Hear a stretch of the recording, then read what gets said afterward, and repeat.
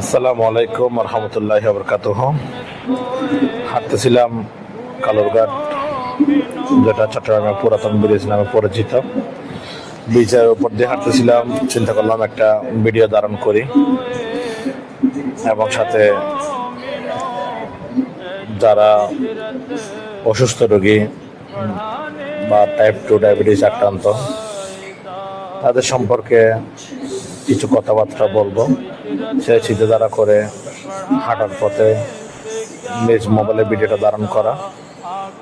যেটা বলতে চাইছিলাম, বিষয়টা হচ্ছে আসলে রোগীদেরকে যখন বলা হয় যে আপনি একটা সময় বের করে আপনি হাঁটুন, আপনি একটা সময় বের করে আপনি হয় সকালে বা বিকেলে 40 মিনিট করে হাঁটুন, তখন রোগী নিজেই বলে যে আসলে হাঁটার সুযোগটা হয় না।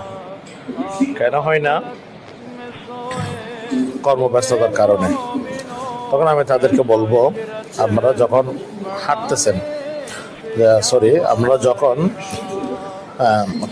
নিজের কাজে যাচ্ছেন, যেমন আপনার কর্মস্থানটা আপনার বাসা বা আপনার বাড়ি থেকে দূরত্ব হচ্ছে ধরেন 5 মিনিট, আপনি আগে একটু বের হয়ে গেলেন, আপনি অন্য একটা রাস্তা দিয়ে হেঁটে কর্মস্থানে পৌঁছালেন, দেখবেন আপনি 40 মিনিটের পথ একটা বেছে নিয়ে হাঁটে যাবেন, দেখবেন আপনার হাঁটাটা হয়ে গেল।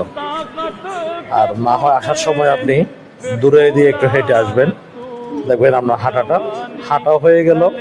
চাকরি করেন বা ব্যবসা করেন, আপনার কাজটা হয়ে গেল। কিন্তু এই আজকে আমরা বুড়ি ওষুধ খাচ্ছি, ডাক্তারের কাছে যাচ্ছি, আমরা বুঝতেছি না যে আমরা এগুলো কি করতেছি।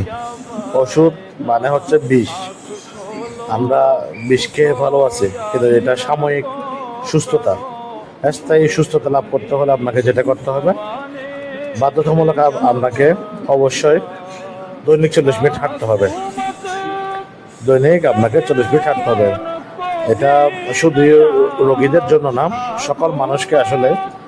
সকল মানুষেরই দরকার। যখন 18 পর হয়ে যায় বয়স, 40 মিনিট করে হাঁটা।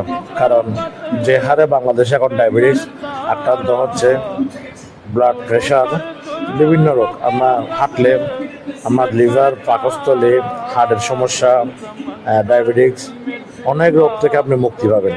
তাই বলবো, আপনারা একটু লক্ষ্য করবেন, যে কোনোভাবে হাঁটার ওইটা আপনার রাস্তাটা বের করে নেবেন। চাইলে আসলে সম্ভব, অসম্ভব বলে কিছুই না। ধন্যবাদ সবাইকে। ভিডিওটা ভালো লাগলে শেয়ার করে দিন, অন্যকে সচেতন করুন।